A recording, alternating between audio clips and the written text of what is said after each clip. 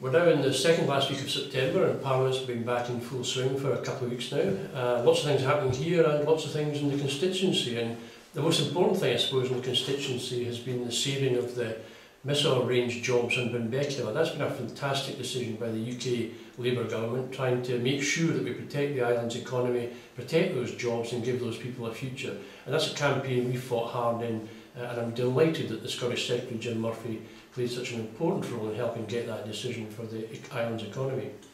In Parliament we've had the budget presented, a lot of money to spend, the biggest budget that Scotland's ever had, £35 billion or thereabouts, about £600 million more, in fact a bit more than we've had in previous years.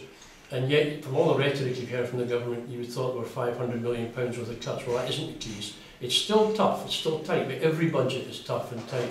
And there's going to be a lot of discussion about that. But you know, one of the things that's becoming apparent is that the SNP government are now reaping what they have sown. They've got problems with the budget, partly because of their own decisions.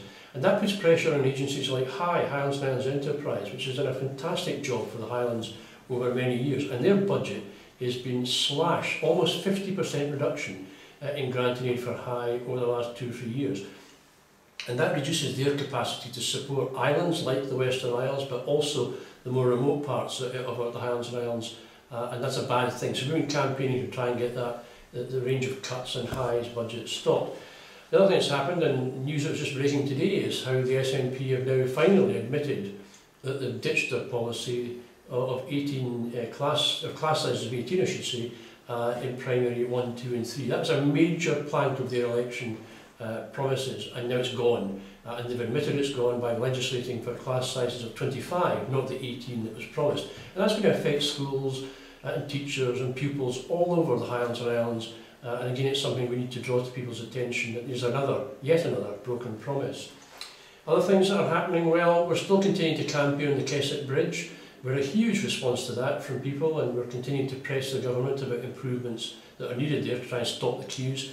Issues about broadband in the Western Isles still dominate, and we're doing a lot of work on that. My colleague Rhoda Grant's doing work on the Sky Hospitals, Dave Stewart's been doing work on diabetes and so on. So lots of things going on, and I'll try and keep you up to speed with those issues and many more as days and weeks pass by.